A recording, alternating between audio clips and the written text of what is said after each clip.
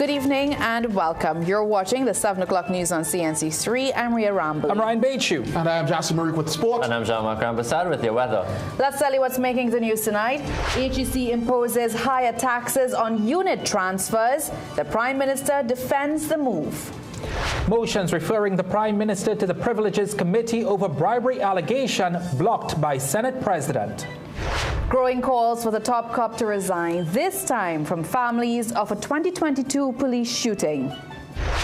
Ahead in sport, Jacane Phillip and Makaira Wallace set to pull out of TNT's team sprint unit for the Pan American Championships. Some cooler nights may be in the forecast this week. I'll have the details in tonight's weather report. Former Housing Minister Randall Mitchell is revealing a hike in transfer and sale fees by the Housing Development Corporation. In making the disclosure today, Mitchell shared an HDC stakeholder document detailing the new fee structure which takes effect immediately. Tonight, the Prime Minister is defending that decision. Soini Gray has the details. The Housing Development Corporation is increasing its transfer and sale fees with immediate effect. The revelation came from former Housing Minister Randall Mitchell, who obtained the new fee structure in an HDC document. In making the disclosure today, Mitchell shared the stakeholder document dated January 29th. Previously, it cost $700 to transfer ownership of an HDC unit. However, with the changes, anyone inheriting a unit must now pay 5% of the purchase price to complete ownership. For a unit costing $500,000, this change is estimated at $25,000. A 10% fee applies on transfers of units older than 10 years in most other circumstances. Mitchell describes this development as scandalous. He also accuses the UNC of doing exactly what they had accused the PNM of planning to do when they were in opposition by imposing an inheritance tax. As opposition leader, Kamla Persad-Bissessar had criticized and accused the then PNM government of trying to impose a 25% inheritance tax. But now as Prime Minister, she is defending the move, saying the HDC is simply attempting to recoup some of the taxpayer money it had used to subsidize those property, alleging that people were profiting from transferring those homes. HDC Chairman Feroz Khan did not confirm or deny the validity of the document Mitchell shared and opted not to comment. When CNC3 News reached out to Housing Minister David Lee, he said neither he nor his permanent secretary were aware of any such policy. He has since ordered an investigation into the process. Soini Gray, CNC3 News. Attempts by the opposition and independent benches to instigate a parliamentary probe into the Prime Minister's accusations of vote trading was shut down in the Senate today. The motion stemmed from comments made by Prime Minister Kamla Persad-Bissessar on social media, which some senators say have brought the chamber into disrepute. K. Marie Fletcher explains. And I'm convinced that neither submission meets the threshold to be raised as a matter of privilege. I so rule. A double defeat in the Senate on Tuesday as Senate President Wade Mark shut down attempts by the opposition and independent benches to investigate accusations made by Prime Minister Kamla Persad-Bissessar. The request to file the motions was sparked by comments made by Persad-Bissessar via her social media X account on January 28, where she accused two independent senators of wanting to trade votes for personal favors. In response, Leader of the Opposition Business in the Senate, Dr. Amory Brown, said the PM's comments have brought the Senate into serious disrepute, and independent Senator Anthony Vieira called the allegations grave and dangerous, alluding to bribery or corruption. However, neither defense were convincing enough to mark. Both senators filed motions of privilege regarding improper conduct. When a senator files a motion of privilege regarding improper conduct, they are essentially claiming that someone has tried to interfere with the independence of the Senate through bribes, threats, or undue influence. Following the ruling, Vieira told CNC3 News, quote, "The ruling is surprising to say the least," end quote. But though denied, the PM's comments still leave a bitter taste in the upper house, though she doubled down on her comments today, repeating that her government will not buy votes. If the UNC administration thinks it is in their interest to continuously attacking the independent bench, I don't understand that strategy if you want our support. Because you will want our support. I can't understand how you could be attacking us and still want our support. To me, it's not logical. There's a class of people called the independent senators, and you're saying they, two of that number, are guilty of some of the most horrible crimes. And that has been repeated outside. It is in fact defamatory as well. So this is not just bacchanal. There's a legitimate aim in pursuing measures like this. Other independent senators told CNC3 News today that the comments will not stop them from performing their duties to the best of their abilities. K. Marie Fletcher, CNC3 News.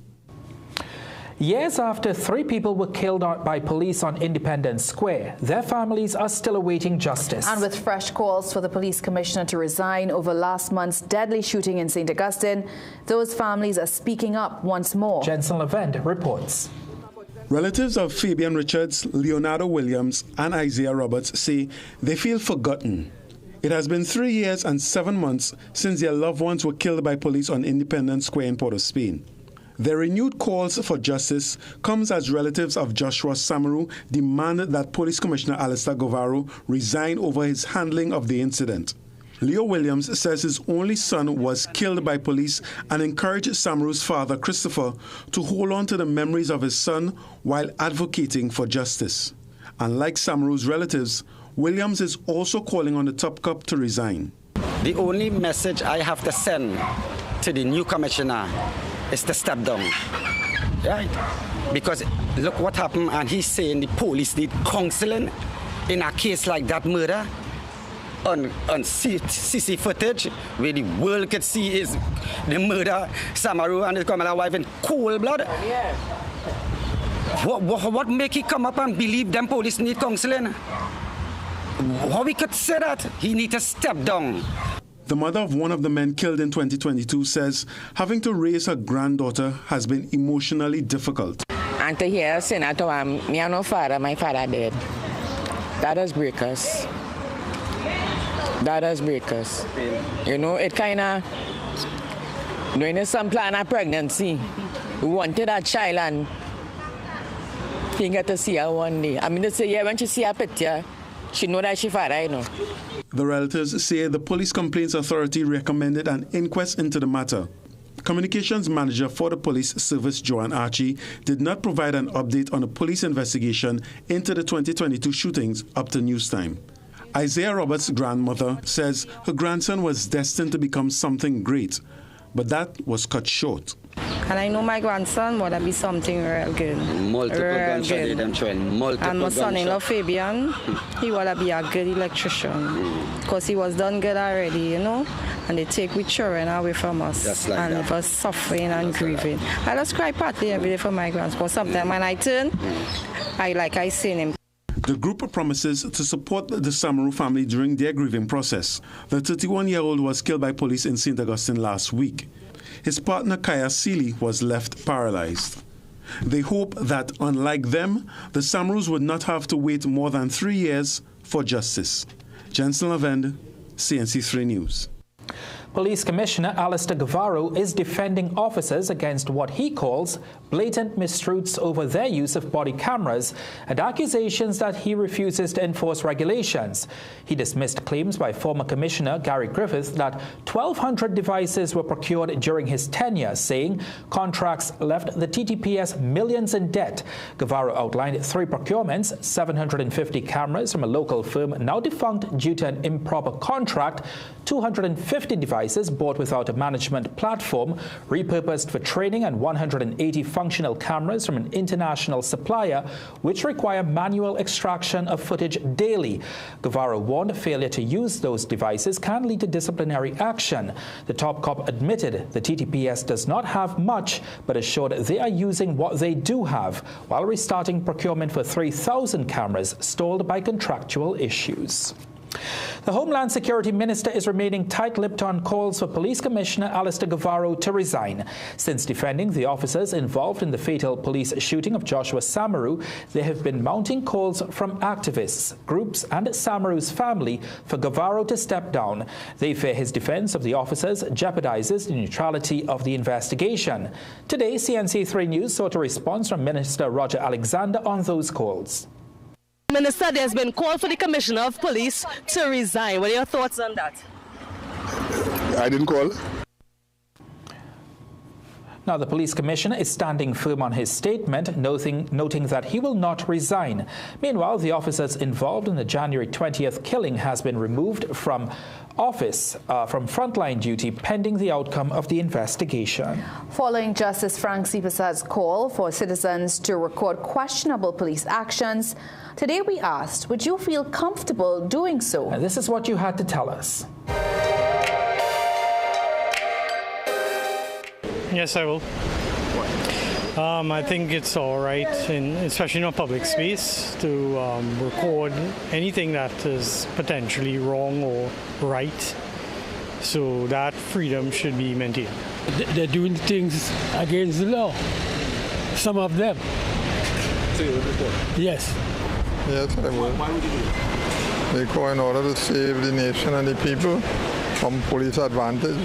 Of course, because you don't want to accuse the police or doing something wrong here. Simple. I believe in making our country better. It takes one of us to actually do something that is right. So as a law-abiding citizen, yeah, I would take that risk. No. Why? Justice say that. Because I respect people's privacy. And I mean, if the police doing the work, well, they're doing the work. And if you're doing something wrong, you wouldn't want everybody to know about it. You know? So I respect people's privacy. So no, I wouldn't record it. Prisoners at Tetron Barracks in Stoubles Bay in Chagaramas continued their hunger strike for a second day. Through their attorneys, inmates vowed to keep the pressure on prison and police officials, refusing meals until they are transferred back to the maximum security prison in Aruca and the Eastern Correctional Rehabilitation Center in Santa Rosa. Sources confirm refurbishment is underway at the Wayne Jackson building at MSP, formerly called Building 13, which housed high-risk inmates. The upgrades include tighter security to block outside communication, but no completion date has been given. Prisons Commissioner Carlos Carraspi could not be reached, and Police Commissioner Alsa Guevara says the Chagaramas facilities meet lawful detention standards, stressing that prisoners cannot choose where they are held. Well, still to come in the news, government to consider banning phone mounts in vehicles. Transport Minister says it could become a ticketable offense. Cement prices are climbing again. TCL confirms a 15% hike as rising gas prices hit production. Coming up in sport, long-serving educator and football administrator Azad Khan has died. This is your captain speaking. Welcome to Carib country. Yeah, feel the vibration. Carib, Carib, Carib, yeah. Feel Carib in me hand. Feel I jumping in a band, no matter the weather. Hey, say we don't care. Just give me some soca and I call Carib, Carib, Carib, yeah. Carib, feel it.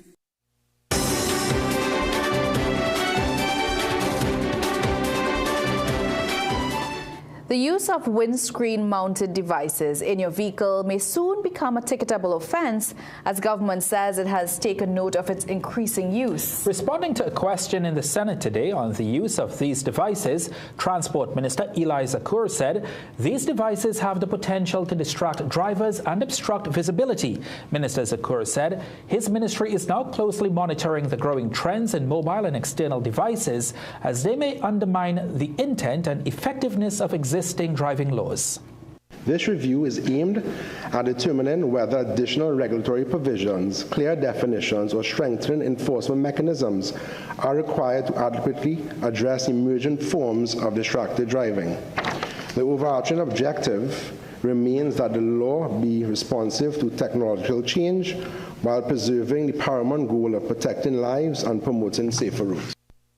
Well, it's important to note that the minister spoke to peripheral devices which are external and aside from built-in screens that come with newer models of vehicles. The government is tonight assuring that Trinidad and Tobago has received no directive from the United States to halt the long-standing practice of sending nationals to Cuba to study medicine. The assurance comes days after St. Lucia's Prime Minister Philip Pierre disclosed that his government had been instructed by Washington to discontinue the program. Several Caribbean states have relied on Cuban medical training for years. CARICOM Chair and St. Kitts and Nevis Prime Minister Dr. Terence Drew is himself a Cuban-trained medical doctor. However, Tertiary Education Minister Prakash Prasad says Trinidad and Tobago has not sent any new medical students to Cuba this year, though he insists the decision was made independently. The scholarship was offered to us. They've been offered every year. And this year we decided to decline, not because of the U.S. or anybody else, but because of the conditions there the students face, because we have to send food for them and a variety of things. Professor Prasad says around 7 citizens are currently studying medicine in Cuba, all from previous cohorts, with some in their second year and others further along in training. Meanwhile, international relations lecturer at the University of the West Indies, Dr. Mikhail Pawinski, says the United States' recent actions reflect a long-standing effort to shape the region's foreign and national security policies. However, he says the lack of unity among Caribbean states is troubling. The United States is implementing divide and conquer, but it's up to the region to respond to whether it is following or playing along the divide and conquer, or to present a united approach towards the United States, which would be very difficult to do because divide and conquer has already been effectively implemented. Meanwhile, Professor Anthony Bryan, the former head of the Institute of International Relations at the University of the West Indies, concurs that the U.S. is actively pursuing a divide-and-conquer agenda across the Caribbean. However, Bryan admits that Trinidad and Tobago has thus far remained uniquely immune to this diplomatic squeeze. President of the National Nurses Association, Edie Stewart, says regional health authority workers are beyond frustrated and demotivated. He claims there is a significant lack of resources, forcing nurses to rely on others to obtain basic medical supplies. Taking nursing personnel, liaising with their colleagues in other RHAs to source material to get it down to their institution. And that is happening. I saw something come out of Edward Williams Medical Science Complex. Nurses have to beg their colleagues in other RHAs for needles, every single medication. He notes that there is a lack of proper communication between the finance minister, the chief personnel officer and the RHAs, as well as the Minister of Health, who he says has been too silent on the matter. He urged them to intervene before things escalate.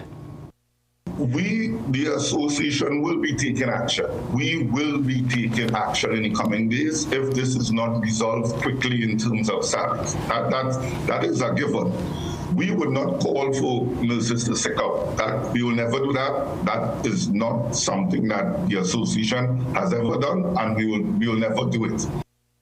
Stewart warns that a shortage of nurses would be worrisome as the Carnival season approaches. In other news, former employees of Zante Private Members Club are planning to protest for outstanding dues following the company's closure last December. On December 17th, the workers received letters informing them that the establishment had closed with immediate effect and that their employment was terminated. While the letters reference severance arrangements, the workers say to date they have only received their December salaries with no severance payments forthcoming. They will be led by the National Trade Union Center on Thursday. Now, the union argues that workers were left in limbo after the club's sudden closure, and many are now struggling. Union leaders describe the situation as degrading and unacceptable, pointing to severance calculations that could amount to just a few dollars per month. Well, Chairman of the Confederation of Regional Business Chambers, Vivek Charan, is concerned about the survival of the country's small business sector. Charan says the local economy is under intense pressure leaving small businesses, particularly bars and restaurants, reeling from a double hit. He notes that these establishments are facing the dual burden of rising operational costs and strict government enforcement measures. Charan warns that this combination of financial strain and regulatory pressure has already forced several businesses to close their doors. The average small bar deals with very small margins and very small markups. So it's tough to begin with, right? Then when you add on to that the fact that they bought in a lot of gaming machines at times to help, increase the income that they were getting. Now there are taxes on gaming machines. You look at the situation recently with all the crackdown, the traffic fine crackdown and stuff, people, it kind of kill the after work line. So people are saying, listen, I'm going home. I don't want to get caught in no roadblock. And then next thing I get charged $20,000 or $50,000. So I go home. But Charan says there's still room for small and medium businesses to thrive by reshaping their business models. This, he says, will require some innovation. That while they may say that certain bars are closing, you look at coffee shops and something as like coffee shops is increasing. You're looking at small restaurants or new restaurant openings, and you see that there tend to be more restaurant openings, particularly around that sort of breakfast, no-go, that breakfast sort of thing. So what we're seeing here within the industry is an adaptation and a change in circumstances. He believes the recently failed ZOSO legislation may have helped boost consumer confidence in some areas, allowing businesses to thrive. In tonight's Business Watch, following NGC's decision to increase the price of natural gas, Planning Minister Kennedy Swartzing says possible price increases are ultimately left up to the private sector. However, he says the government will continue to have discussions with those businesses. Also, Peter Christopher tells us about a certification for Trinitario cocoa.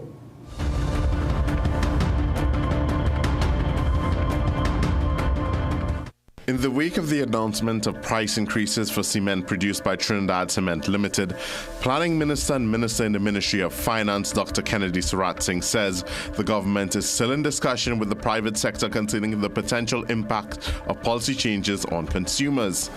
The minister says, however, the decision to raise prices is ultimately left up to the private sector membership. Well, I mean, at the end of the day, the way in which the private sector is structured now and the things that we are doing, there are going to be significant amount of issues that we continuously have to resolve as we go forward, and work with the private sector, work with everybody to make sure that we are able to create an environment where everybody can thrive. On Monday evening, TCL issued a letter to customers signed by its general manager, Gonzalo Ruida Castillo, where it confirmed the National Gas Company's previously announced increase in natural gas prices, which has been confirmed retroactive to January 1st, 2026, is having a direct and significant impact on TCL's production costs. TCL says as a result, it necessitates a 15% price adjustment effective the 9th of February 2026 on the company's cement sacks. It is the 6th year in a row that TCL has raised prices on cement. Trinitario Cocoa now has a certification trademark. The trademark was officially unveiled at Millfleur Sinclair on Tuesday and will be featured on products for export which utilize Trinitario cocoa, such as Angus Rococo bitters, in a bid to enhance the Trinitario's market presence globally. Legal Affairs Minister Saddam Hussein says the certification indicates a statement of intent by the government to protect and uphold the value of this country's natural and intellectual assets. It's really brown gold. Currently, I asked Professor Umaharan what the price is at. It's about $8,000 for a ton of fine flavor cocoa from Trinidad and Tobago. We are sitting on a gold mine, and it is incumbent on this government to protect that gold mine that we have right here. The Cocoa Development Company of Trinidad and Tobago will regulate the certification mark based on quality, production, and origin. And now for a look at today's energy and foreign exchange prices.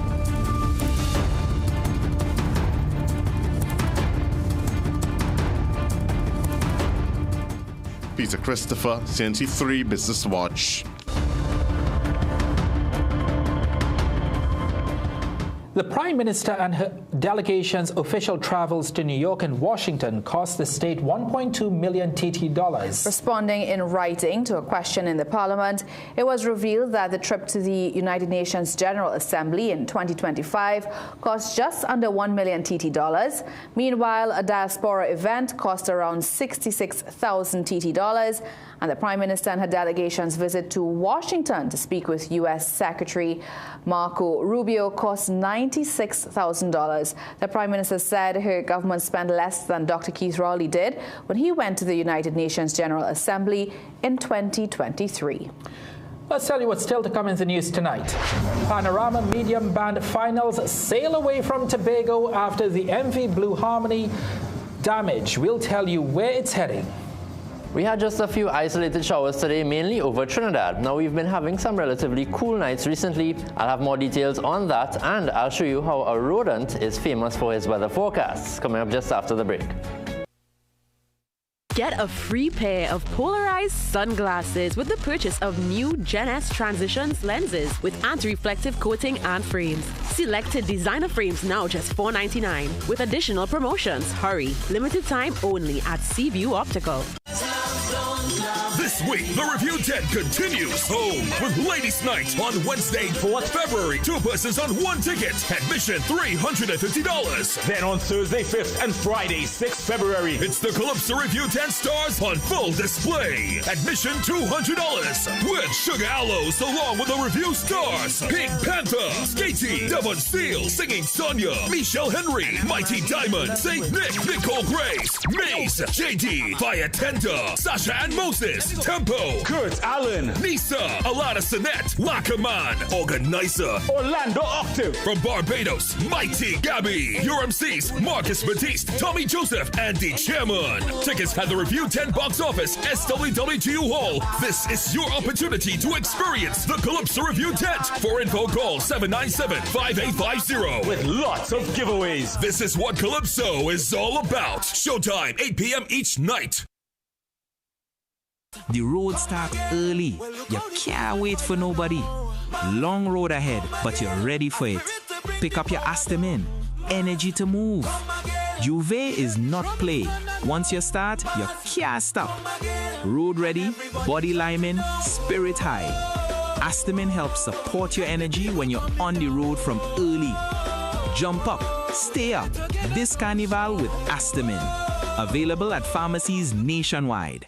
It's Jay's exclusive Big Carnival sale. Get 25% off everything store-wide. All departments, no exceptions. Sale ends February 15th. Jay's exclusive Big Carnival sale. JD's, Princestown, San Fernando, Rio Claro, Gasparilla Mall, and M6 Plaza Shibuonas. Your low-price headquarters, JD's.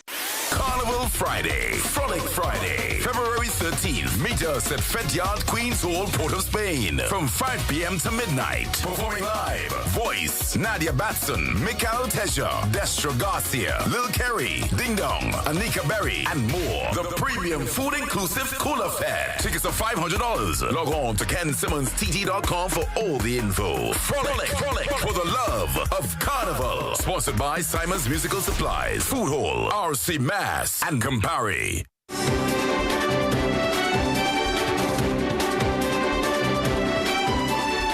This year's Panorama Medium Band Finals will be held at the Queen's Park Savannah in Port of Spain after damage to the MV Blue Wave Harmony forced organizers to cancel plans to stage the event in Tobago. The Trinbago executive has designated the finals as Legacy Monday, a free event for the public at the Queen's Park Savannah. President Beverly Ramsey Moore, speaking before they drew the order of appearance, apologized to Tobago, saying the decision was unavoidable due to the vessel being out of service. She reassured fans that the move is only temporary and the finals will return to Tobago in 2027. San Fernando Carnival 2026 will go ahead, but for the first time in years, there will be no competition or prize giving. The San Fernando Carnival Committee announced the decision after receiving only $500,000 from the National Carnival Commission, $200,000 less than expected. Mayor and committee chairman Robert Paris said the reduced allocation left the committee unable to fund prizes while covering operational costs. In response, bands bands and performers will still take to the streets, showcasing their creativity in a friendly rivalry rather than a judged competition. The committee hopes this approach will maintain participation while keeping the carnival financially sustainable. Organizers are also calling for sponsorships and support from corporate and private stakeholders to help sustain the event. All the stakeholders simply stated is we will not accept any prize, any competition this year in terms of that aspect of the prize giving. What we will do is it will be a friendly rivalry. They're asking that, they get an appearance fee, right? Just as what is done in City Month for Juve, an appearance fee. And they want us to invite the entire country and the entire world to San Fernando to see exactly why San Fernando is worth more than $500,000 in terms of your experience. Well, despite the suspension of the competition, organizers and band leaders say the carnival experience for masqueraders will remain unchanged. Band registration is now open with no fee required, making it easier for performers to participate. The committee says this approach ensures everyone can enjoy the cultural celebration without financial pressure. At the end of the day, the masqueraders could still look forward to having a great time on the road. And the experience will be the same as all the other years. The fact that there is no competition, it doesn't mean that we're taking anything away from the masqueraders. They still will have everything, the experience, etc. The mayor says San Fernando Carnival 2026 will continue despite financial challenges. Opposition Senator Faris Al-Arawi claims tonight that this year's carnival is shaping up to be the most subdued in this country's history.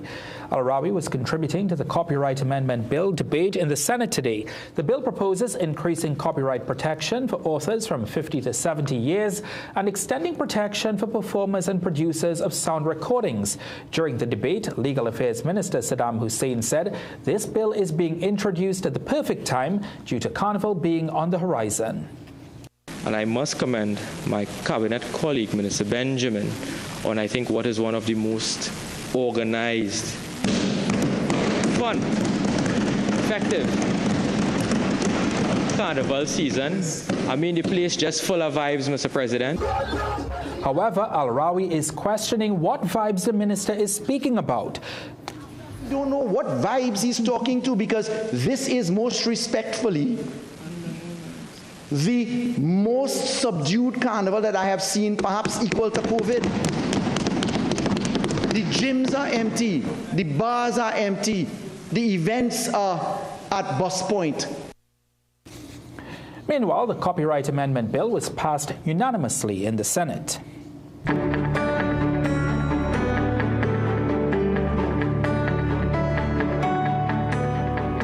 Time for some weather vibes. Now Jean-Marc is here, and I must admit I noticed some very cool temperatures last night, and then today was quite a scorcher, Jean-Marc. So it's beginning to feel a bit more like the stereotypical dry season, right? Those warm days with a light breeze at times. We had some Saharan dust recently as well, so that's expected to continue this week. Let's take a look at some of the features on the satellite.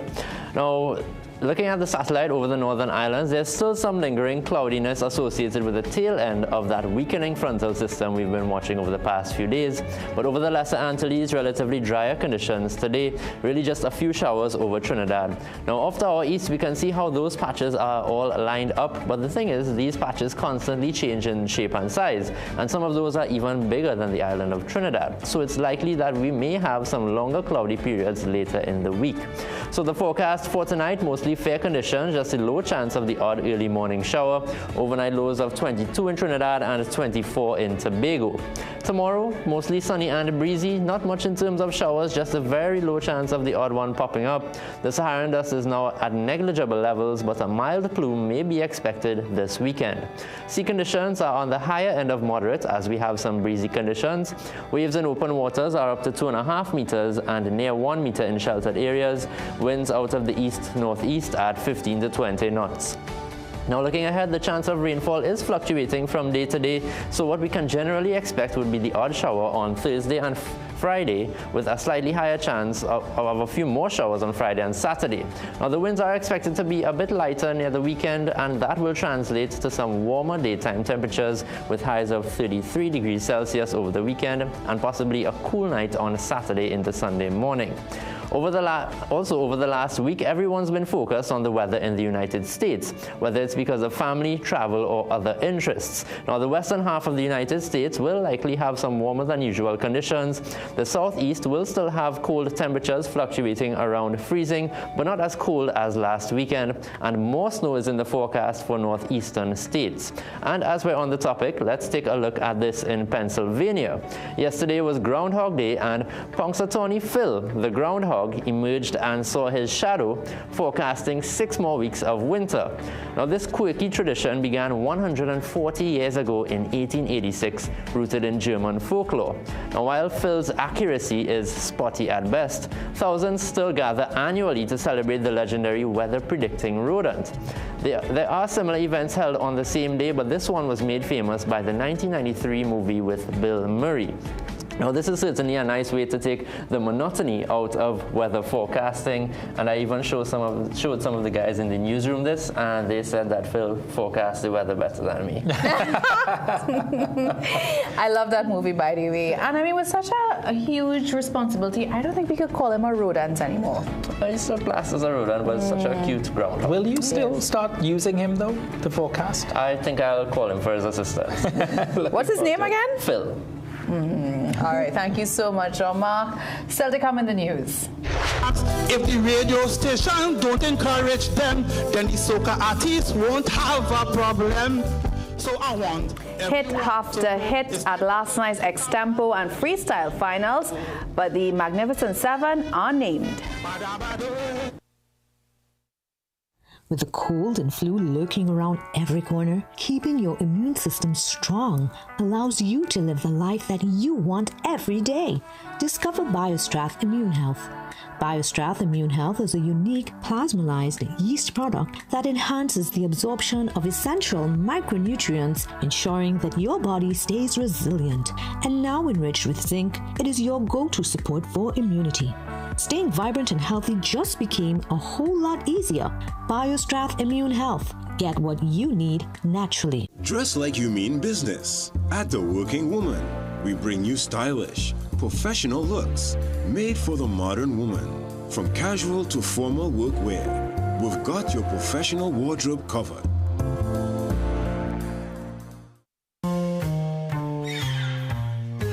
Things don't always go as expected. Be ready with Trinry for auto, home, business and group life. Call us at 800-TRIN or visit trinry.com today. Huge insurance premium. Pay your premiums bit by bit with FlexiPay from Trinry. For more manageable auto, home and commercial insurance payments, call us at 800-TRIN or visit trinry.com today. Trinry. Premier insurance coverage for less. Recession have you down? Don't lose hope. Head on down to Tire Clinic for the recession deals. That should big savings with our road hazard warranty on Dunlop 2021 Falcon tires. Available at Tire Clinic, Cuba, Chaguanas, and Pleasance Park. Tire Clinic, a tire for every need. Call 636-8973 or 636-2958. Trinidad, the season of wins is here at Passat's The Food King and Bright Ideas. One season, many chances, big wins. From premium Leroy chocolates to Moet champagne and fine wine to booming sound systems, fully loaded coolers, and even 50-inch smart TVs. Here's how you can enter to win. For every $300 spent at Passat's The Food King or Bright Ideas, you receive one entry form, fill it out, and drop it in the entry box. Weekly Carnival Cooler Line draws every Saturday and one massive grand finale. The season of wins ends on February 26th and the Grand Carnival draw on Saturday, February 28th. Shop, enter, and win in the season of wins. Push on! Quality value, that's our way. A real push, that's we're here to stay. The Food King. Push on!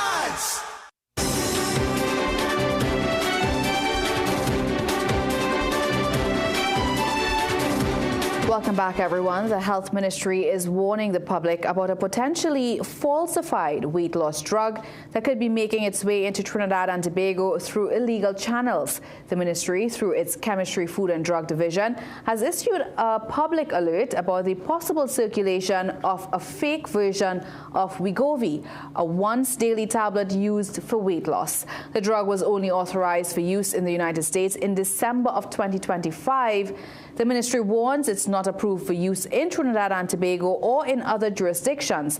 Health officials warn that this opens the door for illegal importation and falsified versions of the drug to enter local markets, posing a risk to people seeking fast weight loss solutions without medical supervision. The ministry says anyone who may have it in their possession should stop using it immediately and seek guidance from health authorities. The Chemistry, Food and Drugs Division is urging the public to report any suspected sales of the drug through unofficial sources. All right, it is now time for sport with Jassy. Jassy, some very sad news in the Secondary Schools Football League, but some big news in the Secondary Schools Cricket. That's right, Ryan. We'll tell you all about the passing of Azad Khan, and we'll also tell you that Presentation College San Fernando beat their rivals from Chaguanas, ending a winning streak dating back 2 years. We'll have highlights. And England dumped the defending champs Australia out of the Under-19 Cricket World Cup. Stick around, we'll be back with sport.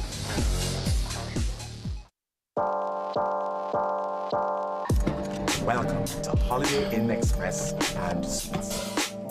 Do enjoy, Stacey. You want some coffee?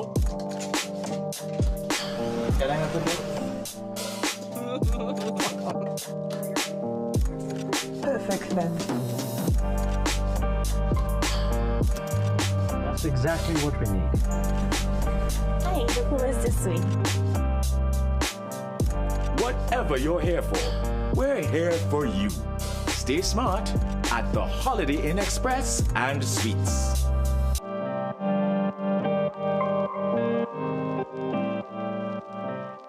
Magical Expressions Limited is the largest importer and distributor of fresh cut stems, offering the widest range of beautiful flowers at the most affordable prices. Thank you for celebrating all special moments with us. For exclusive offers, call us at 701-6488, 701-6680, or 775-9191, or visit our website to order. Carnival is coming, and you want to feel confident in your body.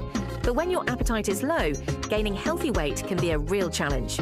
That's where a Petamin comes in, an appetite stimulant that helps support better eating and healthy weight gain.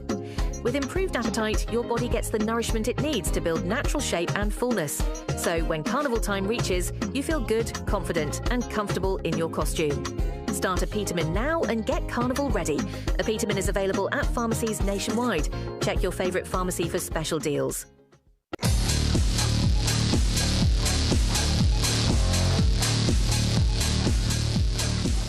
Welcome back. It's time for sport now. With no announcement forthcoming about the official team so far, Guardian Media Sport understands that the Trinidad and Tobago Cycling Federation is facing a dilemma over whether it will field entries in the men's or women's match sprint events at the Pan American Cycling Championships this month in Chile.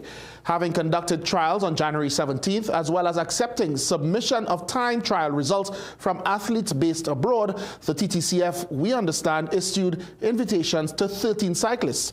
However, veteran rider Jacine Phillip has indicated that he has accepted the Federation's invitation to participate in 2 individual events, but has declined participation in the team sprint, citing underpreparedness. Despite Trinidad and Tobago being defending champions in that event after Phillip teamed up with Nicholas Paul and Ryan Darbro to win last year's event in Paraguay.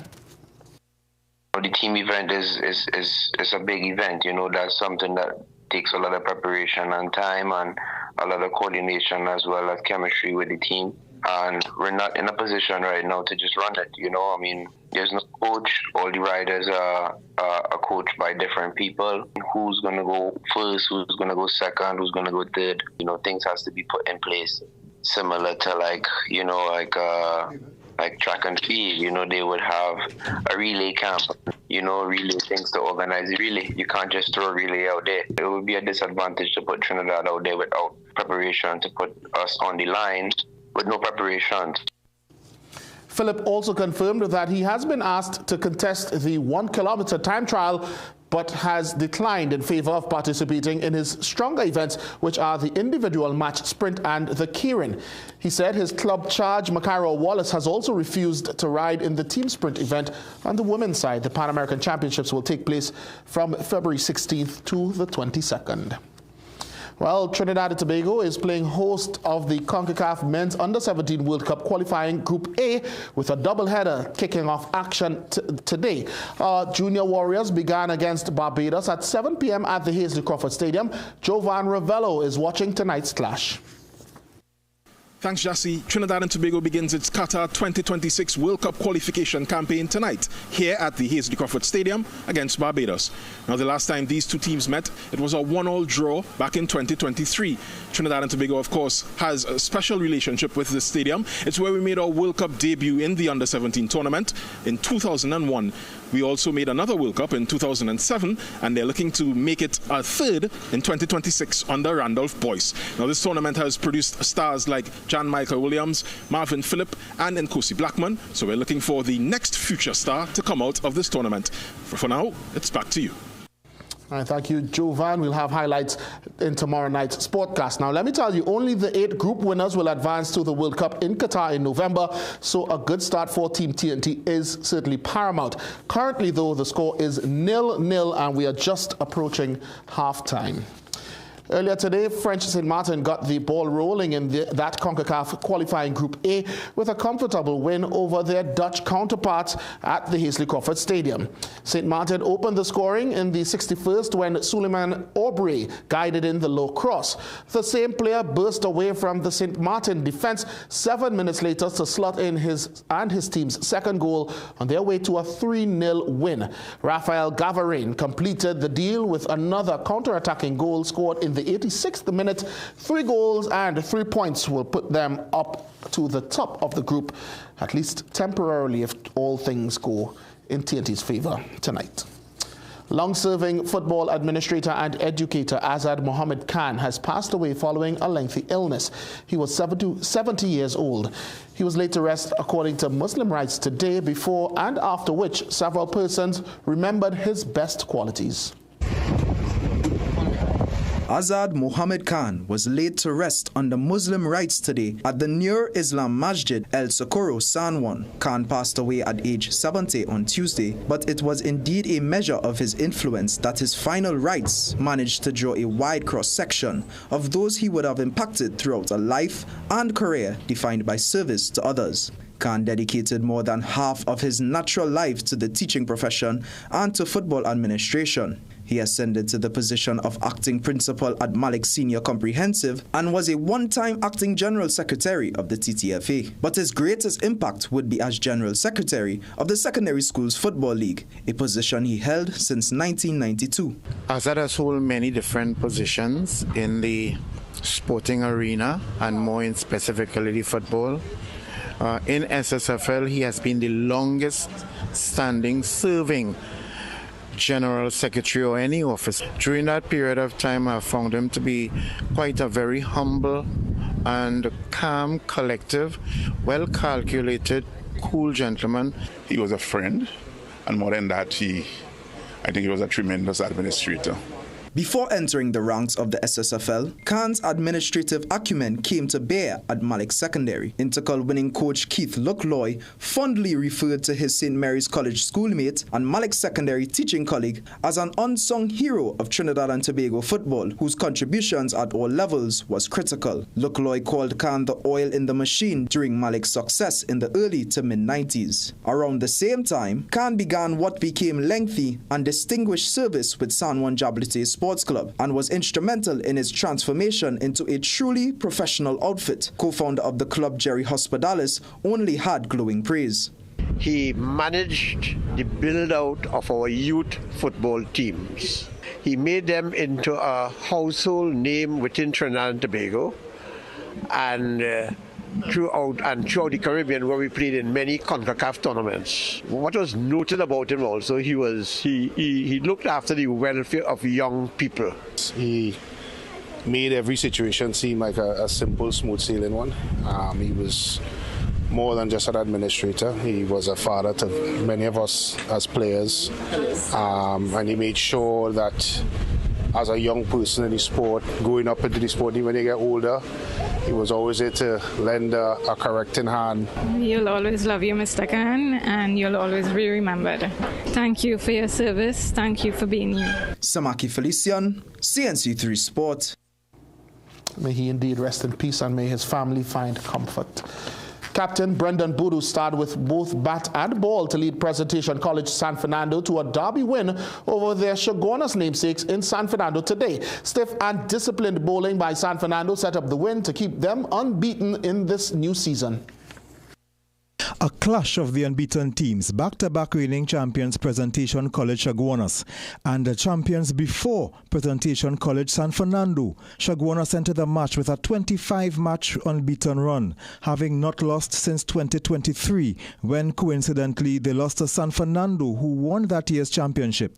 Chaguanas batted first, but excellent bowling by Pres San Fernando restricted them to 185 for 9 from their 20 overs. Cristiano Ramanan produced a top score of 41 and Zakaria Mohammed chipped in with 37. But Pres Chaguanas was stifled by Brendan Boodoo, who took 3 for 37. In their reply, San Fernando got a scare early and were reduced to 42 for 3. But an unbeaten 57 from Boodoo and 51 from Kael Thomas steadied the ship on choppy waters. The 2023 champions got to 186 for 6 in 40 overs to win by 4 wickets. It was their third straight win of the season. In other scores, Joseph Mendoza scored an even 100 to lead Hillview College to an 84-run win over Shiva Boys College. Vishnu Boys College scored a 5-wicket win over St. Mary's College on Serpentine Road behind an all-round performance from their skipper Christian Lal. Ian Wason, CNC3 Sport. Thank you, Ian. Now, internationally, England's under-19 men's cricket team advanced to the under-19 World Cup final with a win over Australia. And in the we'll have that and more in tonight's international roundup.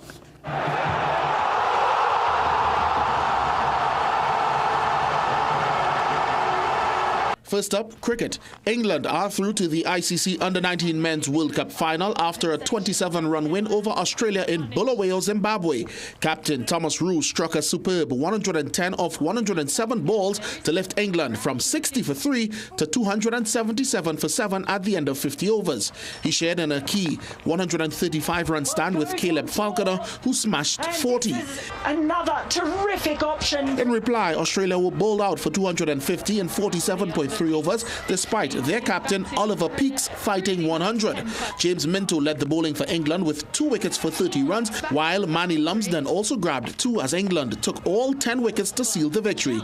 They will now await either India or Afghanistan, who will play tomorrow's second semi-final. And finally, Arsenal are into the English League Cup final on a 4-2 aggregate over Chelsea. In a cagey second leg semi-final at the Emirates Stadium, the Gunners sealed their progression to an 8th final when Kai Havertz tucked in the winner in the 7th minute of time added on. They now await the winner of tomorrow's second semi-final between Newcastle and Manchester City.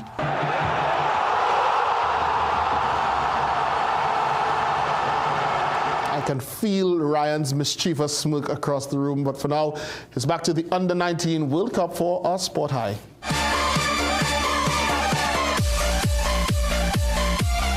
Australia bowed out of the Under-19 World Cup, but they were electric in the field to restrict England today. This run-out found Centurion Thomas Roux well short, but then how about this for a catch by their skipper Oliver Peake, leading by example. Call it peak performance, and we applaud it as tonight's CNC3 Sport High.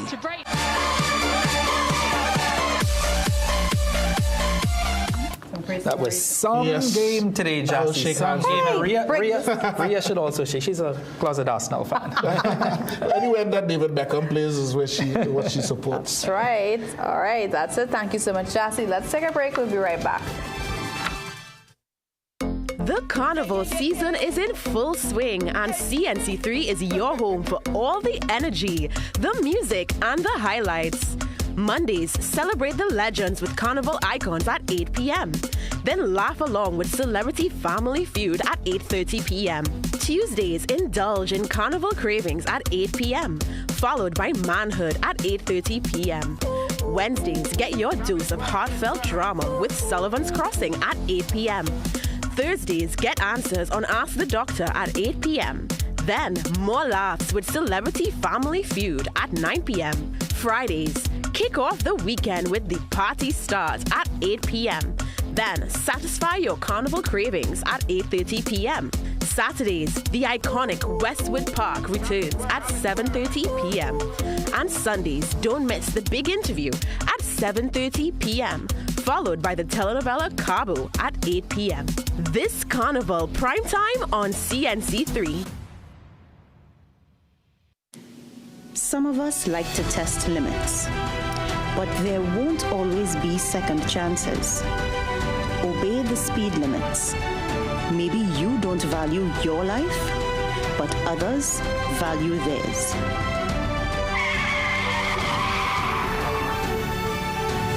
A message from the TTPS.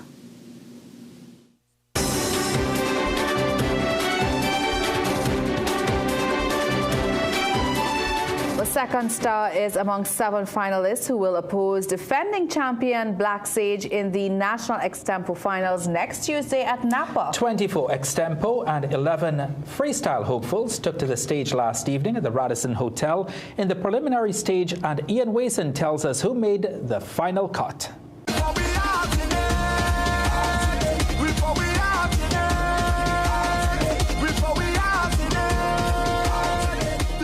Tell them, you in the party, you're getting dirty, you want it worsy, your head bad, you're from Trinidad, you're waving your flag, boy. Let me tell you now. The semi-final stage of the Extempo and freestyle competitions is always a buzz, with singers of varying abilities and experience levels gracing the stage. Second star was strong in both the Extempo and freestyle competitions as he earned his spots next week. Bunchy say, next say he not going to enter, but the people say, Bunchy, please do better. We love you and we want you in the competition, and if you enter, you may become champion. Several hot national issues made the list of topics pulled out of the box for the singers to address. Hey, I wish they could live we in peace. They only come here and only traffic increase. Find the man. One of the crowd favorites was Trini Gladiator, who brought a little Rapso Extempo flavor. Freestyle flow, let the people know we want a change here in Trinidad and Tobago. It don't matter who you vote for, this one or that. We want the pockets to get back real fat. Niall Manswell stood out as he addressed the lack of funding for Trinbago.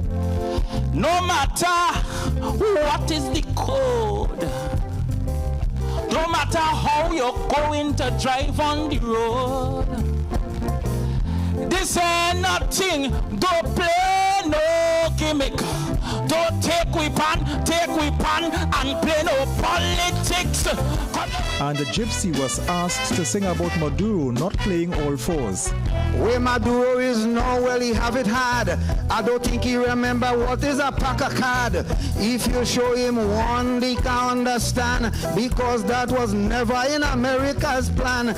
They have this man down in a dungeon. He can't speak Spanish and he can't understand. So the thing about it, the man getting blows. What the hell all you talking about, all fours? When the dust cleared, it was not too difficult to decipher the 7 who will progress to next Tuesday's final to tackle reigning champion Black Sage. While these are the magnificent 7 that will take on reigning champion Pretty in the freestyle segment. The finals are set for next Tuesday at Napa. Ian Wason, CNC3 News.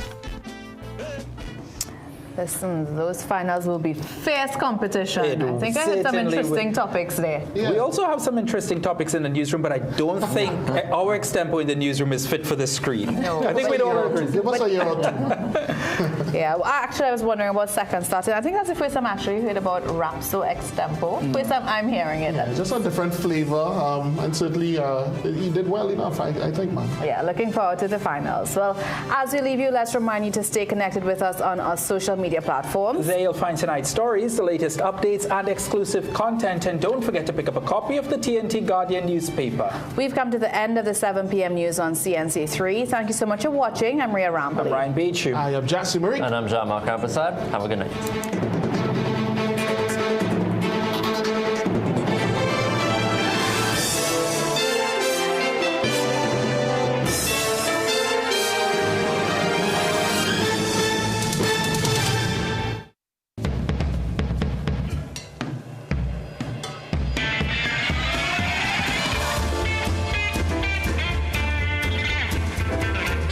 You're watching CNC3.